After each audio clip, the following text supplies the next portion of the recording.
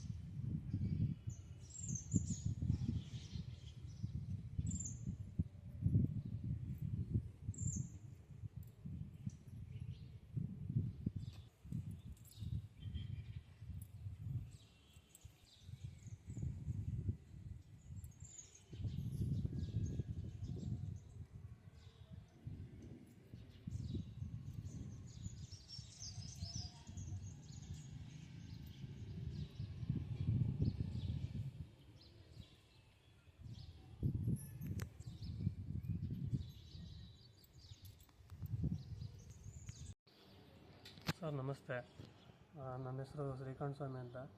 ಚಾಮರಾಜನಗರ ವಾಟಾಳ್ ಬಡಾವಣೆ. ಇಲ್ಲಿ 6 ತಿಂಗಳಾಗಿದೆ ಚರಂಡಿ ಮಾಡಿದ್ದಾರೆ. ಅದು ಸರಿಯಾಗಿ ನೀರು ಹೋಗದಂಗೆ ಚರಂಡಿ ನಿರ್ಮಿಸಿದ್ದು ಇಲ್ಲಿ ಅಕ್ಕಪಕ್ಕದ ಜನಗಳಿಗೆ ಸೊಳ್ಳೆಕಾಟ ಜಾಸ್ತಿ ಆಗ್ತಾಯಿದೆ.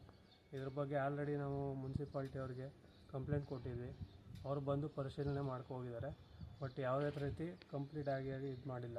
ಇದರಿಂದ ಸ್ವಲ್ಪ ಸೊಳ್ಳೆಗಳು ಜಾಸ್ತಿಯಾಗಿ ಅಕ್ಕಪಕ್ಕದ ಮನೆಯವರಿಗೆಲ್ಲ ಪ್ರಾಬ್ಲಮ್ ಆಗ್ತಾಯಿದೆ. ಹಂಗೆ ಮೇಲೆ ಇಲ್ಲಿ ಈ ವಾರ್ಡ್ಗೆ ಯಾವುದೇ ರಸ್ತೆ ವ್ಯವಸ್ಥೆ ಇಲ್ಲ, ಮತ್ತು ಯು ಜಿ ಡಿನೂ ಕಂಪ್ಲೀಟ್ ಆಗಿಲ್ಲ ಇಲ್ಲಿ. ಇದ್ರ ಬಗ್ಗೆ ಸ್ವಲ್ಪ ನಗರಸಭೆಯವರು ಎಚ್ಚೆತ್ಕೊಂಡು ಸ್ವಲ್ಪ ಇದನ್ನು ಕಂಪ್ಲೀಟ್ ಮಾಡಿಕೊಟ್ರೆ ತುಂಬ ಒಳ್ಳೆಯದು ಅಂತ ಅನಿಸುತ್ತೆ. ಇಲ್ಲಿ ಚರಂಡಿ ನೀರು ಫುಲ್ಲು ಎಲ್ಲ ನೀರು ಬಂದು ಇಲ್ಲಿ ಬ್ಲಾಕ್ ಆಗ್ತಿರೋದ್ರಿಂದ ಅನಾರೋಗ್ಯ ಹೆಚ್ಚಾಗಿ ಅಕ್ಕಪಕ್ಕದ ಮನೆ ಎಲ್ಲರಿಗೂ ಸ್ವಲ್ಪ ಜ್ವರ ಈ ಥರ ಬರೋಕ್ಕೆ ಸ್ಟಾರ್ಟ್ ಆಗ್ತಾಯಿದೆ. ಸ್ವಲ್ಪ ಆದಷ್ಟು ಬೇಗ ನಗರಸಭೆಯವರು ಇದನ್ನು ಎಚ್ಚೆತ್ಕೊಂಡು ಸ್ವಲ್ಪ ಬೇಗ ಕಂಪ್ಲೀಟ್ ಮಾಡಿಕೊಡ್ಬೇಕು ಅಂತ ಕೇಳ್ತಾಯಿದ್ದೀವಿ.